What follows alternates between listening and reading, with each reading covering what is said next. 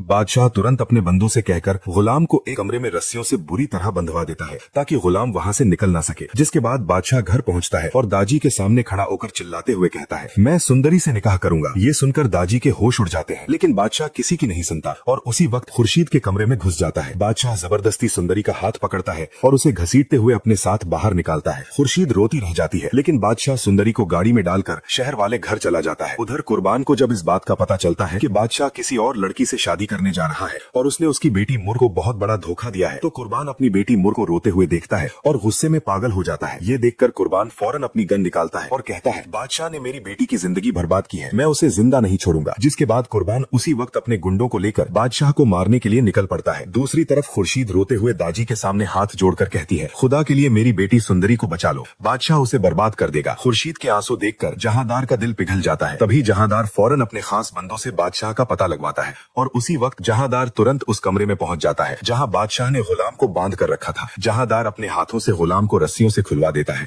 जिसके बाद गुलाम और जहांदार तुरंत गाड़ी में बैठकर शहर वाले घर की तरफ निकल पड़ते हैं। उधर शहर वाले घर में बादशाह ने जबरदस्ती मौलवी साहब को बुलाया होता है और कहता है, तुरंत मेरा और सुंदरी का निकाह पढ़ाओ। सुंदरी रोते हुए इनकार करती है, लेकिन तभी अचानक दरवाजा एकदम से टूटता है और पीछे से कुर्बान वहां पहुंच जाता है। कुर्बान को वहां देखकर बादशाह के होश उड़ जाते हैं। कुर्बान गन सीधा बादशाह के सीने पर तानता है और कहता है, तूने मेरी बेटी मुर को धोखा दिया है, अब तेरी कहानी खत्म। और उसी वक्त कुर्बान बिना सोचे समझे बादशाह पर गोली चला देता है। गोली सीधा बादशाह के दिल के पास लगती है। ये देखकर सुंदरी की चीख निकल जाती है। तभी अचानक पीछे से गुलाम और जहांदार वहां पहुंचते हैं। जहांदार अपने बेटे बादशाह को खून में लथपथ जमीन पर गिरते हुए देखता है। गुलाम तुरंत आगे भागता है, लेकिन तब तक बहुत देर हो चुकी होती है। बादशाह तड़पते हुए वहीं पर अपनी आखिरी सांस लेता है और उसकी मौत हो जाती है। ये सब देखकर कुर्बान वहां से तुरंत फरार हो जाता है। अपने बेटे बादशाह की मौत को अपने सामने देखकर जहांदार का दिल ये भयानक सदमा बर्दाश्त नहीं कर पाता। उसी वक्त अचानक दाजी अपने सीने पर हाथ रख लेते हैं। गुलाम उन्हें हॉस्पिटल लेकर जाता है तो डॉक्टर बताते हैं कि दाजी को हार्ट अटैक आया है और उनका आखिरी टाइम चल रहा है। गुलाम और सुंदरी तुरंत भागकर उनके पास आते हैं। जहांदार रोते हुए अपनी आखिरी सांसों में कहता है, गुलाम, मेरे बेटे ने बहुत जुल्म किए हैं और मुझे मेरे किए की सजा मिल गई। जिसके बाद जहांदार अपने आखिरी वक्त में